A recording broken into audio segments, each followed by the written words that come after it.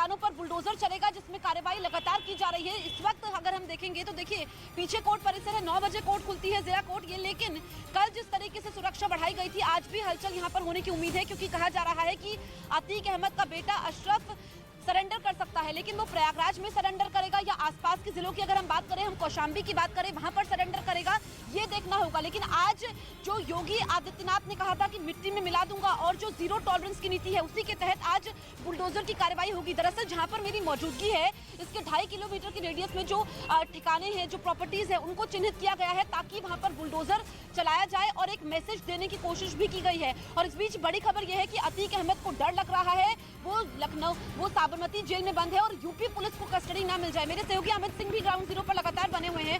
अमित, लगातार खबरें आ रही हैं। अब बड़ी बात यह है, अतीक अहमद माफिया, उसने क्राइम की ऐसी किताब लिखी कि पन्ने पलटते जाओ, खत्म ही नहीं होती है किताब। अब उसको डर लग रहा है।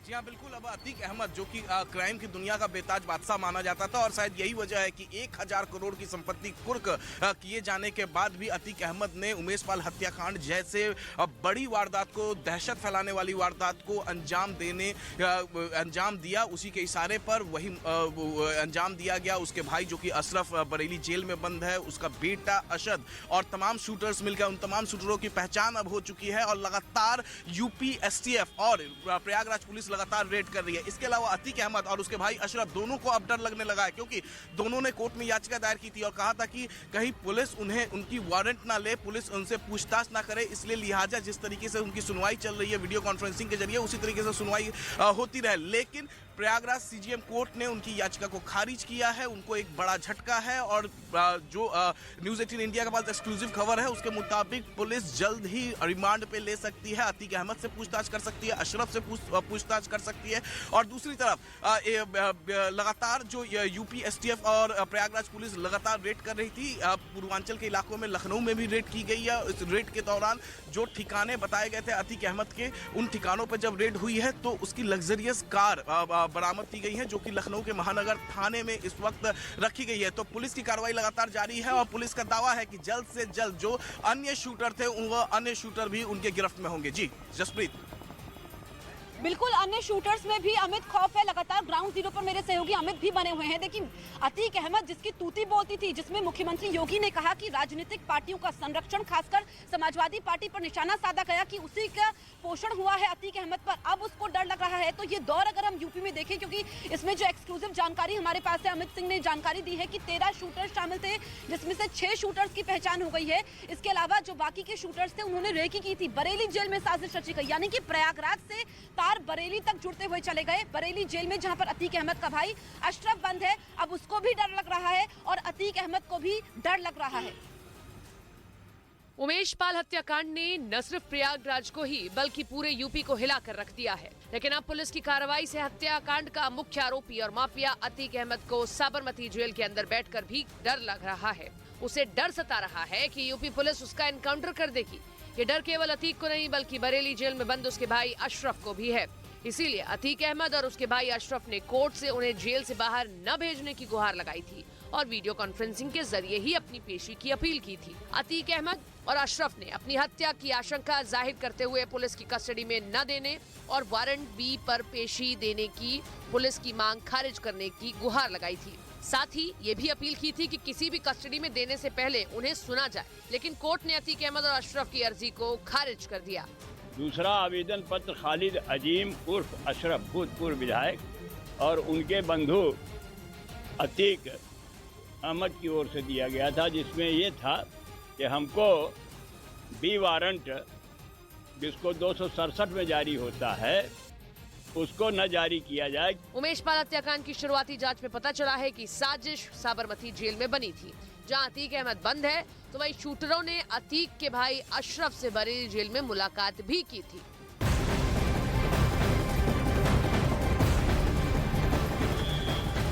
उमेश पाल हत्याकांड से जुड़ी बड़ी खबर हम आपको बता दें। इसमें आरोपी सदाकत खान की पुलिस को 14 दिन की कस्टडी मिली है। दरअसल एसटीएफ ने सदाकत खान को इलाहाबाद यूनिवर्सिटी के मुस्लिम हॉस्टल से गिरफ्तार किया था, यानी कि पूरी साजिश का ताना बाना यहाँ पर मुस्लिम हॉस्टल में रचा गया था। और सदाकत खान जो अहम कड़ी है, उसने जो खुलासे किए हैं वो चौंकाने वाले हैं। और एक के बाद जब से यह हत्याकांड पिछले शुक्रवार को अंजाम दिया जाता है, उसके बाद लगातार खुलासे हो रहे हैं, पुलिस की छापेमारी जारी है। अगर हम प्रयागराज की बात करें तो यहाँ पर प्रयागराज पुलिस की 10 टीमें हैं, इसके अलावा एसटीएफ यानी कि स्पेशल टास्क फोर्स की 5 टीमें लगातार दबिश दे रही है। मेरे सहयोगी अमित सिंह हमारे साथ लाइव मौजूद है। अमित, कल आप गए भी थे, मुस्लिम हॉस्टल का आपने जायजा भी लिया था। अब पुलिस को 14 दिन की रिमांड मिली है और जो खुलासे सदाकत से हो रहे हैं वो चौंकाने वाले हैं।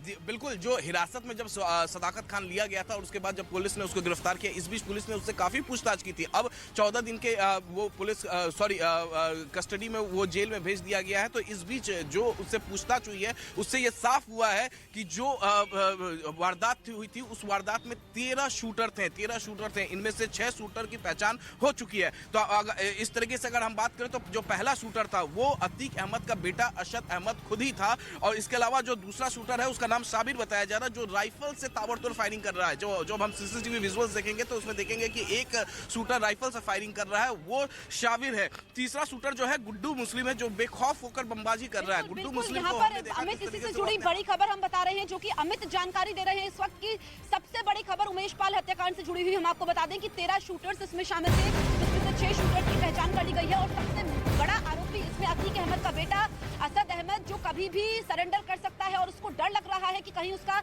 एनकाउंटर ना हो जाए। इसी वजह से वो प्रयागराज और आसपास के जिलों में वहां पर सरेंडर की कोशिश कर सकता है। इसमें जो नाम सामने आए हैं, इसमें साबिर, गुड्डू मुस्लिम, गुलाम और बिहार का अरमान नाम का शूटर भी शामिल था। तो ये शूटर्स की पहचान हो गई है, जिसमें से एक का एनकाउंटर हो चुका है, अरबाज का एनकाउंटर हो चुका है। वो गाड़ी चला रहा था, क्रेटा कार में आता है और वो अतीक अहमद के बेटे का ड्राइवर भी था। ऐसे में बाकी आरोपियों को भी अब एनकाउंटर का डर लग रहा है। इसमें 13 शूटर्स हैं, जिसमें से 6 शूटर्स की पहचान हो चुकी है।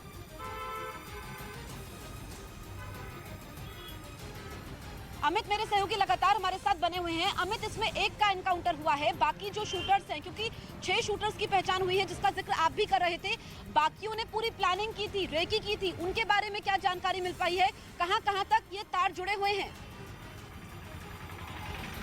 देखिए, ये तार तो साफ हो गया है कि मुख्तार अंसारी गैंग से भी जुड़े हुए हैं, क्योंकि मुख्तार अंसारी गैंग को हमने बीते कल देखा कि किस तरीके से यूपी एसटीएफ लगातार छापेमारी कर रही थी। मुख्तार के करीबियों को हिरासत में भी लिया गया था। तो जाहिर तौर पे मुख्तार अंसारी गैंग भी कहीं ना कहीं इसमें शामिल है। तो जिस तरीके से बड़ी वारदात को अंजाम दिया गया, उमेश पाल हत्याकांड में दहशत फैलाने के लिए बमबाजी की गई, इसमें से 6 जो आरोपी हैं उन्हें उनकी पहचान हो चुकी है। इस 6 में से एक अरबाज, उसको प्रयागराज पुलिस ढेर कर चुकी है। बाकी जो आरोपी हैं उनकी तलाश में लगातार प्रयागराज पुलिस और यूपी एसटीएफ रेड कर रही है। तो जाहिर तौर से जैसे ही 1-2 की गिरफ्तारियां होंगी और भी नाम इसमें से खुलासे होंगे और यूपी एसटीएफ और प्रयागराज पुलिस की टीम लगातार रेड कर रही है। इसके अलावा अगर हम बात करें तो जो लौटेंगे हम आपके पास, तो बड़ा डेवलपमेंट हम बता रहे हैं, अपडेट क्योंकि ग्राउंड जीरो पर हमारे सहयोगी अमित सिंह भी है। इस बीच एक और बड़ी खबर हम आपको बता दें कि इसमें जानकारी यही ली है कि अतीक अहमद की पत्नी शाइस्ता प्रवीण की अर्जी पर अब पुलिस से जिला कोर्ट ने 2 दिन की रिपोर्ट मांगी है, क्योंकि शाइस्ता परवीन ने आरोप लगाया था कि जिस तरीके से यहाँ पर पूरी कार्रवाई देखने को मिली थी, इसमें जो 2 नाबालिग बेटे हैं उनको ले जाया गया था। शाइस्ता परवीन ने अपनी अर्जी में कहा था कि उनके 2 नाबालिग बेटों को पुलिस लेकर के गई, उनको हिरासत में रखा गया और उनके बारे में अभी तक जानकारी नहीं मिली है कि वो कहाँ पर ले गए हैं। ऐसे में अब पुलिस से यहाँ पर जानकारी जुटाई जा रही है और पुलिस से ये 2 दिन में रिपोर्ट देने को कहा गया है जिला कोर्ट की तरफ से। मेरे सहयोगी अमित लगातार हमारे साथ बने हुए हैं। अमित, यहाँ पर शाइस्ता परवीन ने जो अर्जी दी थी, इसमें उनके नाबालिग बेटों का जिक्र है कि कोई जानकारी नहीं मिली है। अब 2 दिन को पुलिस को रिपोर्ट सौंपनी है और क्या कोर्ट की तरफ से पुलिस को कहा गया है? देखिए, कोर्ट की तरफ से केवल पुलिस से रिपोर्ट मांगी गई है। शाइस्ता प्रवीण ने दरअसल गंभीर आरोप लगाए थे और उन्होंने कहा था कि उनको जो 2 नाबालिग बेटे हैं वो उन्हें नहीं मिल रहे हैं। आखिरी बार यूपी पुलिस उनको अपने साथ ले गई थी, उसके बाद से वो नहीं मिल रहे हैं। घूमनगंज थाने पर उनका सीधा आरोप शाइस्ता प्रवीण का था। इस बाबत कोर्ट ने यूपी पुलिस से 2 दिन के अंदर जवाब तलब करने के लिए कहा है। बोला है कि इस पूरे मामले में वो रिपोर्ट दें कि आखिरकार इस मामले में सच्चाई क्या है। जाहिर तौर पर जब यूपी पुलिस इस मामले में रिपोर्ट देगी तो सच्चाई क्या है उस पर से पर्दाफाश उठ जाएगा। लेकिन जो गंभीर आरोप शाइस्ता परवीन की तरफ से लगाए गए कि उनके 2 बेटे हैं कहाँ। वहीं तो जो ऑफ कैमरा अगर हम पुलिस अधिकारियों से बातचीत करते हैं तो उनके पुलिस अधिकारियों का साफ साफ ये कहना है कि वो खुद उन्हें हिरासत में लेने के लिए, गिरफ्तार करने के लिए लगातार रेड कर रहे हैं। शाइस्ता परवीन को मालूम है कि उनका बेटा असद अहमद इस वक्त है कहाँ।